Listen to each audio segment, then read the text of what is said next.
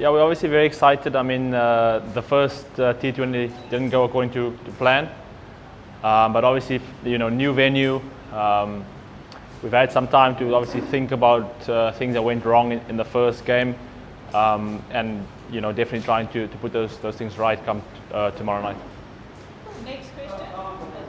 How do you expect the batters to come up in this game, especially in the first one? That wasn't a very good. Yeah, I think it's just one of those things. Obviously, it wasn't a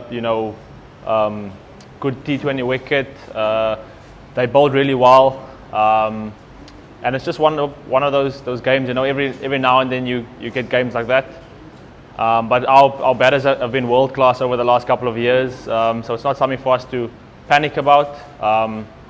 Obviously, there are some sort of reflections on the previous game, and it's just about putting that right.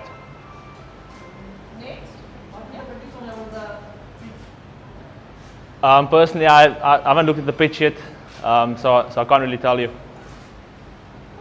Anyone else? Yeah.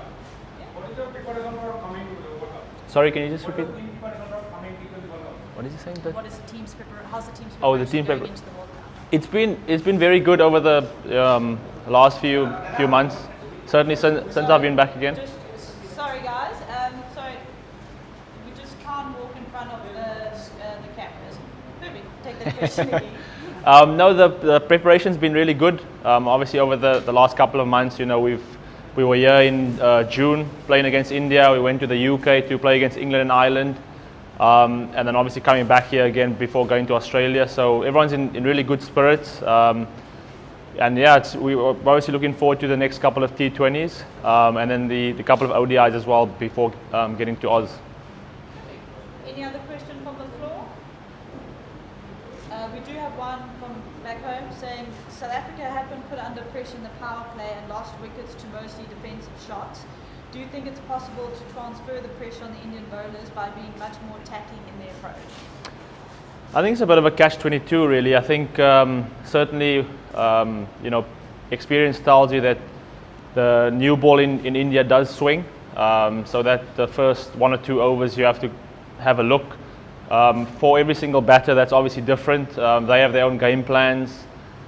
And again, we have to give credit to the Indian seamers. They bowled really well in the first T20. So yeah, it's just about obviously trying to find ways to counter that come the second game. Perfect. We've got 2 questions from online, one from Kartik and then one from Leighton. South Africa squad has some of the amount of competition there is among the fast bowlers and fast bowling all-rounders. There's quite a lot of it. So, personally, how do you deal with that, and what kind of clarity do you have in terms of your specific role among all the fast bowlers in the squad? That's a very good question. I think competition is good. I think competition for spots. I think every single fast bowler is different. We have a different skill set. So I think that's something that's a positive for us.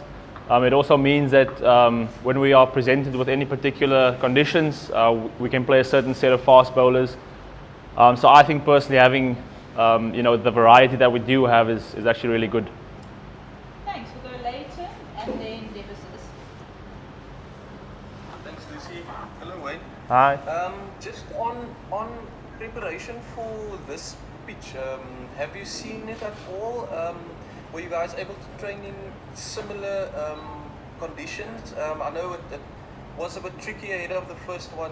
You trained in those conditions, but you didn't expect the pitch to, in Temba's words, be so spicy.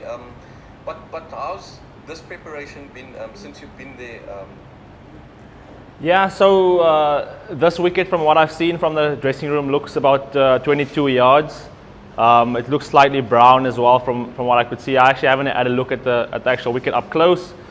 We had training out the back yesterday, so we'll have to see if the conditions play similar to out in the middle. I think it's just something that we need to take out of our heads now. That first game we have to kind of park it and just move on. It was obviously a wicket that did a lot more than what we expected. Generally when there is a bit of grass on the wicket here in India, it does tend to seam around a bit. But underneath it was a little bit soft as well, which obviously exaggerated that movement. And again, we have to give credit to the Indian seamers. Great. Demesis, we'll take the last one from online from you, and then if there's any other question from the floor before we wrap up. But wait, sorry, just one more from online. Yeah. Thanks, Lucy. Hi, everyone. Hi. Obviously, how to stop someone like Surya Kumar Yadav, who plays all across the ground, and having played against him in IPL and over the years, how to see him emerge? Is he the best batsman going around in T20 format right now? I think personally, from what I've watched over the last couple of months, I think he is probably one of the best T20 batters at the moment.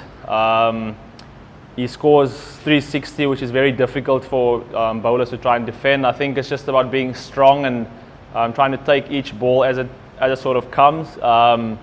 You know, he's allowed to play good shots. I think the other night he played some really beautiful shots, but he was also lucky here and there. And maybe on a different night that goes to hand. But having said that, I think he's certainly been a guy that I've really enjoyed watching over the last couple of months. He's certainly playing really good cricket. Perfect. One last one from the floor. Any shares for more games? Any changes? What's that, You sorry? say? Any shares of playing any event of more games? Any changes? Yeah. Any changes? Not sure yet. We haven't had a meeting yet.